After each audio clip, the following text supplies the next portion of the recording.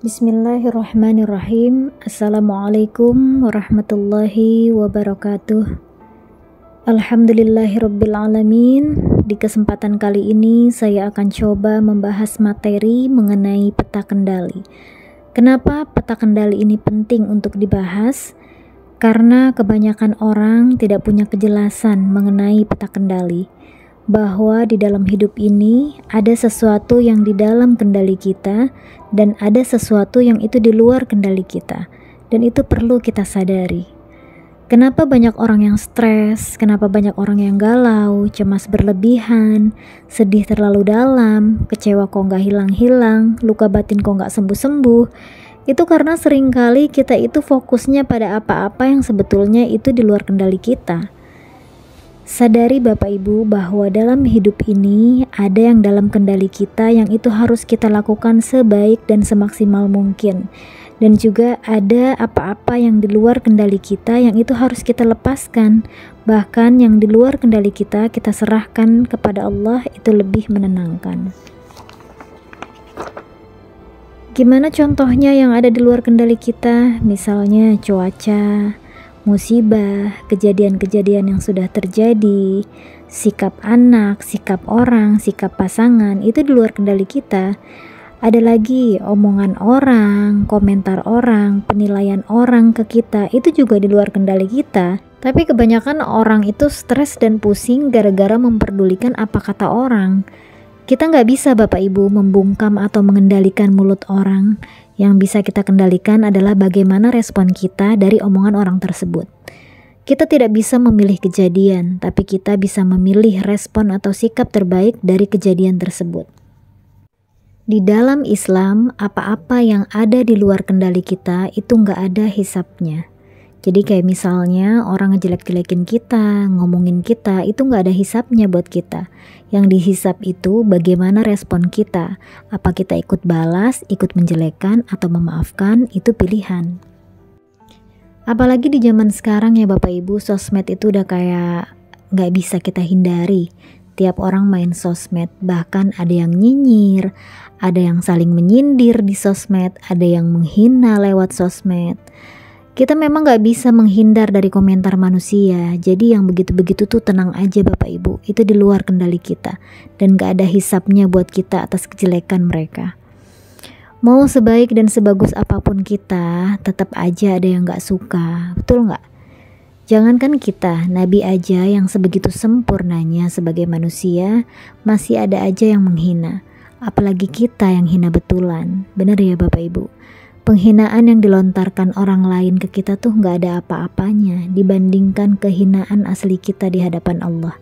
Kalau mau jujur ya, dosa kita tuh banyak, maksiat kita kerjain, amal kita receh, sholat kita asal-asalan. Jadi udahlah, gak perlu marah, gak perlu sakit hati kalau ada orang yang ngejelek-jelekin kita. Karena nanti kita sendiri yang capek dan hidup kita itu akan repot dan ribet kalau harus pusat perhatian kita itu di penilaian orang lain. Kalau kita mau mengubah anak, mengubah pasangan yang di dalam kendali kita itu, kita mengubah diri kita sendiri dulu. Ketika kita pengen anak kita soleh yang ada dalam kendali kita, misalnya kita didik anak dengan baik, kita pilihkan sekolah yang baik, lingkungan yang baik, pilih teman yang baik, kita sebagai orang tua memberi contoh yang baik. Itu di dalam kendali kita, ya, tapi pada akhirnya anak itu berubah atau tidak, itu sudah di luar kendali kita. Karena hidayah itu di tangan Allah. Selama kita sudah melakukan yang terbaik pada apa yang dalam kendali kita, mestinya kita tenang. Saya akan memberikan beberapa contoh ya teman-teman, Bapak Ibu sekalian, supaya kita bisa paham, bisa mengerti mana yang ada dalam kendali kita dan mana yang bukan dalam kendali kita. Kayak misalnya contohnya kesehatan dan umur. Itu dalam kendali atau bukan? Kesehatan, umur, itu di luar kendali kita. Yang dalam kendali kita itu menjaga kesehatan, makan makanan yang baik, olahraga. Nah itu dalam kendali kita. Pernah gak Bapak Ibu tahu ada kasus ada orang yang hidupnya itu sehat banget, makanannya dijaga banget, olahraganya rutin, tapi meninggalnya cepat. Sebaliknya ada yang hidupnya sembarangan, merokok, jarang olahraga, tapi umurnya panjang. Tapi kan kita nggak bisa berkesimpulan, udahlah aku hidupnya sembarangan aja, toh dia juga panjang umur. Nggak bisa begitu kesimpulannya. Yang dihisap itu yang kita lakukan. Tugas kita itu jaga kesehatan, makan makanan yang halal, yang baik, itu jadi pahala dan itu dihisap. Perkara nanti ujungnya kita panjang umur atau tidak, sakit atau tidak, itu kan lain hal. Kita lakukan aja apa yang dalam kendali kita, yaitu menjaga kesehatan. Perkara kita udah menjaga terus sakit juga, itu lain hal, itu sudah di luar kendali kita. Contoh selanjutnya, kalau masa lalu bagaimana? Untuk masa lalu, itu juga di luar kendali kita. Makanya masa lalu itu tidak untuk kita ratapi. Kalau sudah, ya sudah. Rasulullah mengajarkan kita untuk apa-apa yang sudah terjadi, katakan qadarullah wa ma syaa fa'al. Gak boleh ngomong seandainya saja untuk yang sudah terjadi. Karena ketika kita ngomong seandainya saja, kalau saja, coba kalau, itu akan jadi jalan pintu masuknya setan. Masa lalu itu sudah di luar kendali. Yang dalam kendali kita itu apa makna yang bisa diambil, apa yang bisa kita perbaiki dari peristiwa yang sudah berlalu itu. Kemudian contoh berikutnya dengan masa depan. Bagaimana dengan masa depan? Nah, masa depan pun itu di luar kendali kita. Yang di dalam kendali kita itu berikhtiar. Lakuin yang terbaik, rencanakan yang terbaik, itu yang dihisap. Jangan mengatasnamakan tawakal terus kita nggak ngapa-ngapain. Tawakal atau berserah itu bukan menyerah dan juga bukan terserah. Jadi tetap harus diupayakan sesuai kemampuan kita. Kalau kita sudah melakukan yang terbaik, baru berserah untuk hasilnya. Yang Allah lihat itu Bapak Ibu, bukan hasilnya. Yang Allah lihat itu bagaimana kesungguhan kita melalui prosesnya. Ada 5 hal yang harus kita yakini atas apa-apa yang di luar kendali kita. Yang pertama, semua terjadi atas izin Allah. Semua yang sudah terjadi sudah dengan izinnya. Jadi dengan meyakini ini, kita akan lebih mudah menerima takdir. Kemudian yang kedua, semua baik dari Allah. Rencana Allah pasti lebih baik dari mimpi-mimpi kita. Jadi jangan berhenti berdoa dan jangan tergesa-gesa agar Allah wujudkan keinginan kita. Karena yang terbaik darinya pasti akan menghampiri kita meskipun butuh waktu. Apapun ketetapan yang diberikan Allah untuk kita pasti tidak lepas dari sifat kasih dan sayangnya yang begitu luas buat kita. Jadi teruslah berprasangka baik, merencanakan yang terbaik, berdoa yang terbaik, berikhtiar yang terbaik, dan bertawakal yang terbaik. Kemudian yang ketiga, semua sudah terukur. Semua kejadian, masalah, musibah yang menimpa kita, semua sudah terukur oleh Allah. Jadi nggak mungkin Allah menetapkan sesuatu di luar kemampuan hambanya. Dalilnya sudah jelas, la yukallifullahu nafsan illa wus'aha. Allah itu maha baik, maha adil, nggak mungkin zolim. Jadi apapun masalah yang hadir di kehidupan kita, itu pasti bisa kita lewati. Karena Allah tahu kita mampu.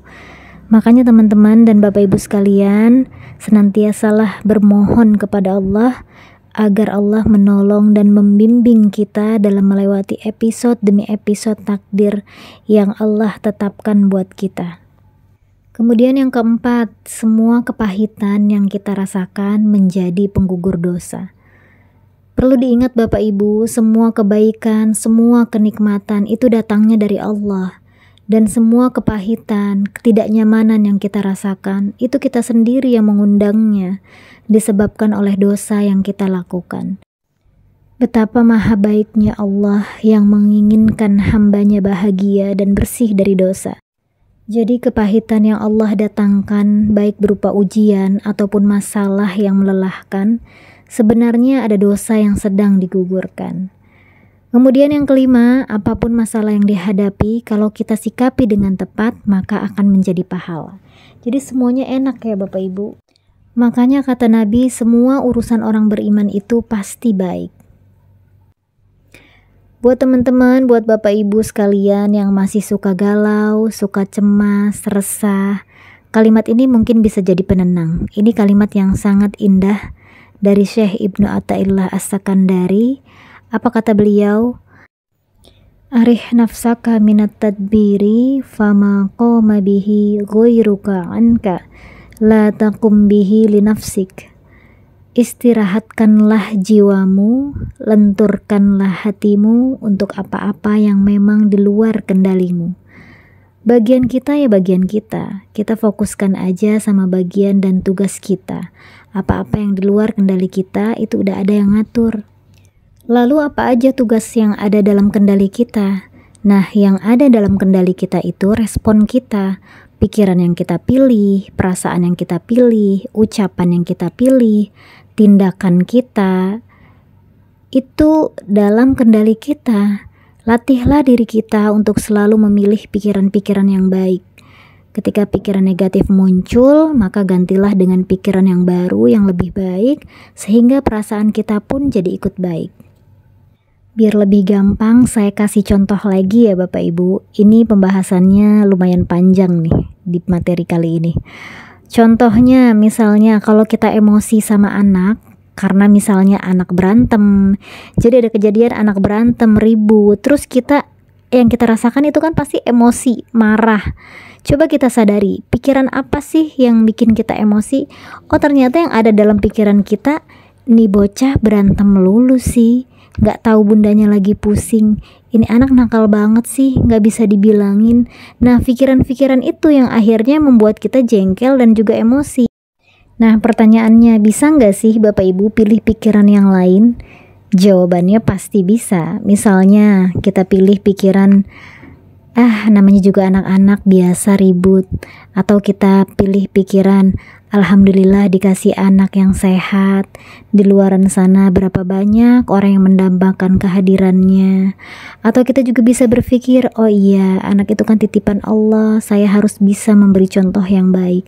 Nah ketika kita mengganti pikiran, perasaan kita pun akan berganti. Jadi perasaan kita akan lebih tenang dan udah gak emosi lagi.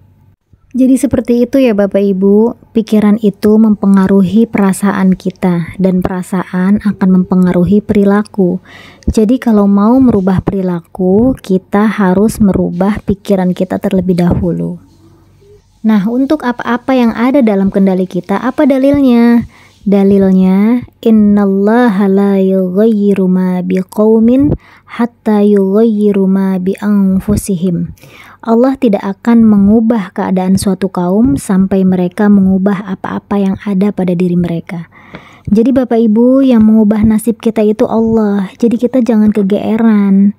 Yang mengubah hidup kita itu pada akhirnya Allah. Tapi tugas kita itu mengubah apa-apa yang ada dalam kendali kita. Kita dikasih sama Allah kemampuan untuk memilih respon. Itulah keutamaan manusia. Kita dikasih kebebasan sama Allah untuk memilih. Kita diberikan kebebasan untuk memilih perasaan, memilih ucapan, tindakan, dan itu berdampak pada perubahan hidup kita nantinya jika kita terus berlatih untuk memilih respon dari setiap situasi atau kejadian. Misalnya kita dihina orang, kita bebas memilih respon, mau bales, mau maafin, itu terserah, that's your choice. Itu pilihan kita. Allah memberi kita kebebasan dan memberi kita kemampuan untuk memilih. Maka pilihlah respon-respon yang baik yang Allah sukai. Semoga dari penjelasan saya kita paham ya, kita sama-sama paham apa-apa yang ada dalam kendali dan apa-apa yang ada di luar kendali kita. Fokuskan hidup kita pada apa yang ada dalam kendali kita semaksimal mungkin, dan untuk apa-apa yang di luar kendali kita serahkan hanya kepada Allah. Semoga kita selalu dibimbing Allah dalam kebaikan dan kebenaran, sehingga kita bisa menjalani hidup dengan cara yang terbaik yang disukai Allah.